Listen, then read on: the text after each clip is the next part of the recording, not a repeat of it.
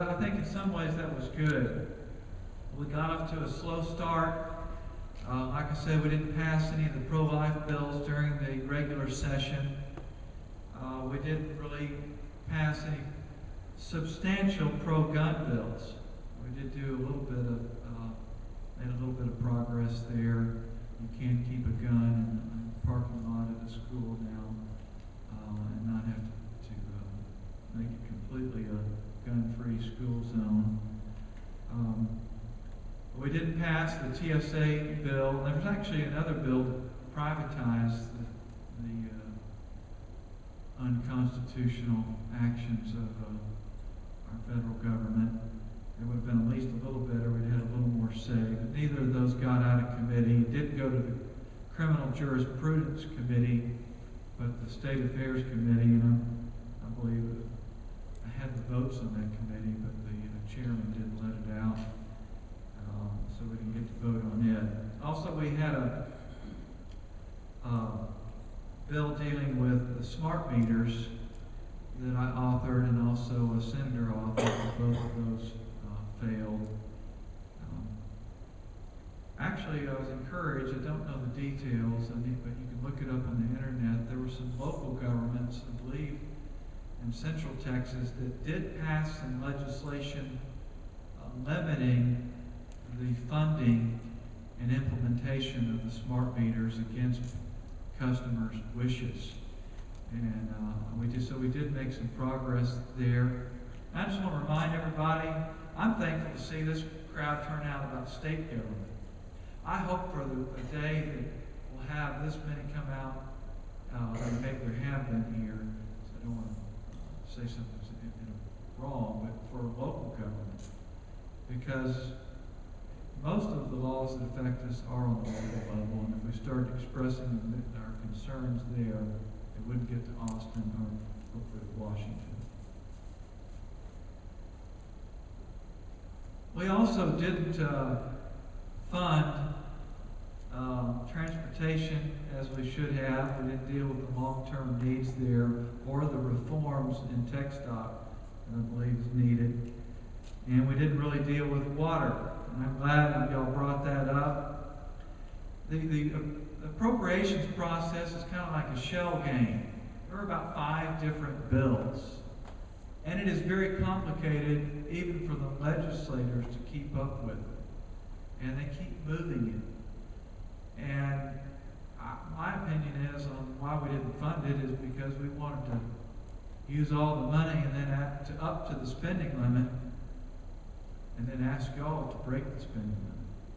Because that's in effect what will happen if we take that $2 billion out of the rainy day fund. And everybody is for water. Everybody is for cancer prevention. But we need to ask the question, is government the best way to solve those difficulties? When you have a scarce resource like oil and gas, it's depleting. Should we put government in charge of it because it's so important to the economy? Well, God forbid. We built our state and a great industry on the oil and gas business because for the most part we've respected private property rights. And a lot of states have public ownership of minerals. We have private ownership for the most part. The state does own some. And so how do those interests get explored and exploited and brought to the market? It's by enterprising people who want to make a profit. It's not know-it-alls in Austin that know how to distribute it best. The best way to distribute, allocate scarce resources is a free market. And frankly, government can't create any more water.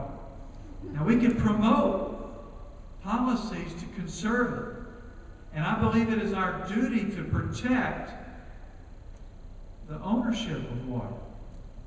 And not only private ownership, but perhaps public ownership, one basin taking from another by force without their consent. And what do we call that? theft. You know, I could come take a $100 bill out of your pocket, go down to Highway 80, and be compassionate with it, split it into maybe 5s or 10s, and do a little bit of good for one night. But I'd also not only be compassionate, but I'd be a thief if you didn't give me that $100. I took it by force. What I'm fearful of about the water amendment, I'm getting ahead of myself, but it did. HB 4 passed by Representative Ritter during the regular session. And we had the opportunity to fund it, but we didn't. So I want to talk about it now. And what we need to do with respect to water is just get government out of the way. Protect one basin from stealing from another. Protect groundwater rights that are owned by individuals. We may need to implement some things like we did in the early days of oil and gas. We had all these straws going into the same pool and slant hole drilling and things like that. There may be some things with respect to unitization that we may want to consider. But I think that the solution is private property type rights and getting out of the way and promoting conservation. One of the ways we can do that is allowing people to conserve. Right now, there's some places in the state and around the country where you're prohibited from collecting rainwater that's fallen on your roof that you want to put in your cistern to water your yard. We had a SWAT team show up in Allen, Texas, to stop someone from growing vegetables in their front yard. Now, you may not like that if someone's got crops in their front yard. But frankly, we need to really rethink our private property rights. That's one thing where you're close together in a city. And I believe civil government's job is mainly to protect rights, and private property especially. Now think about what if government gets in charge of this $2 billion more that's supposed to come out of the rainy day fund, and you won't find that in the ballot language. The language is very deceptive. It doesn't talk about the $2 billion. It doesn't talk about the rainy day fund or the economic stabilization fund. Do you want politicians in Austin in the banking business? Because that's frankly what we're about. It's about investment, commercial banking with your money. And think about CPRIT, the Cancer Prevention Research Institute, which the state of Texas, the citizens of Texas, I believe barely authorized a few years ago. $3 billion worth of debt to give to private companies to develop means of fighting cancer. I think the best way to do that is let them go to the venture capital market. We had one of those grants go to a company that was barely, I think, just had articles of incorporation, nothing else.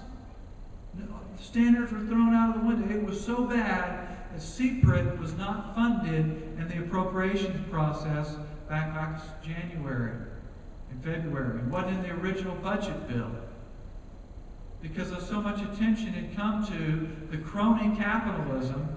I don't even like using the word capitalism. It's just cronyism of taking out of some people's pockets and giving it to particular ones.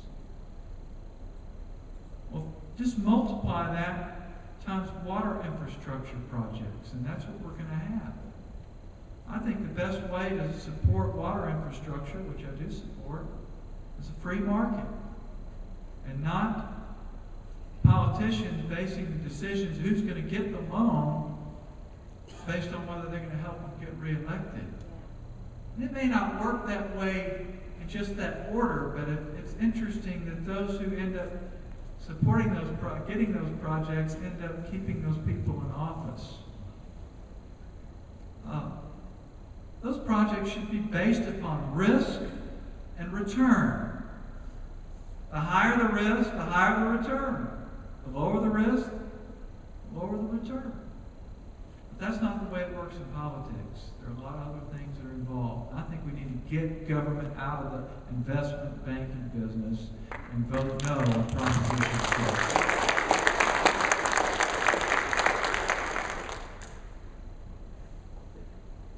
With respect to education, we didn't really deal with the court case.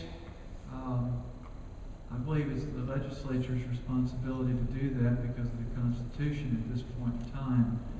Article 7 demands it. It doesn't say the court shall decide how to deal with that we should wait on the courts. I think it's the legislature's duty, but we didn't do that. We did make some improvements with respect to public education, with respect to fulfilling our contract with our teachers. And by 2028, if we hadn't done something, the pensions, the retirement system for teachers was going to be in very, very bad shape. And so we did make a substantial contribution to fund the retirement system for teachers, and we also authorized a 3% increase for teachers who retired before 2004. Now that reminds me of something bad that we did. And that is that we gave ourselves, guess how much an increase in retirement? 12%. 12% increase. Now that didn't come in there, that wasn't discussed a whole lot. In fact, several terms ago, the legislators, being smart politicians, coupled retirement pay for senators and representatives to judges' pay. Our court system is one of the most fundamental parts of civil government. You can even do roads. You can even do a lot of teaching without the government. But the government's role is justice. And we need our court system. And so, being wise politicians, we coupled our retirement with the pay of judges. Who can oppose attracting and keeping the best judges? That's hard.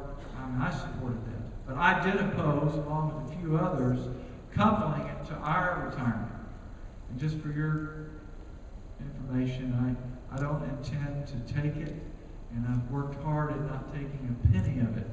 In fact, somehow or another, I got 5 cents in there in my account and said, I told you not to put it in there and had to take it out. Because I think one of the best ways to limit the service of legislators is not to give them a strong incentive to stay a long time.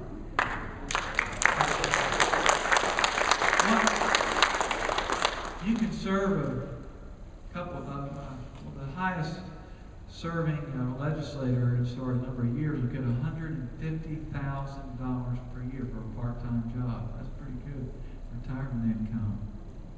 And I just don't think that's right. So I did have a bill to decouple it and to eliminate retirement for legislators. Now, I didn't get out of committee, but it has been very popular where I've spoken. So I urge you to speak to your senator and other representatives and to support at least decoupling legislators' pay from judges' pay. And secondly, to eliminate, or at least to limit, the amount of retirement part-time legislators can get. And I throw this out there for the federal legislators. Why don't we just, we've not made a lot of progress, and there's a lot of debate, and I understand both sides of the term limits debate, but why don't we just limit, you can't have more retirement than 8 or 10 or 12 years. Let's just start there. That would be a big step forward. And so you could serve 20 years, but you're not going to get more pay than 12 years or whatever we can get past.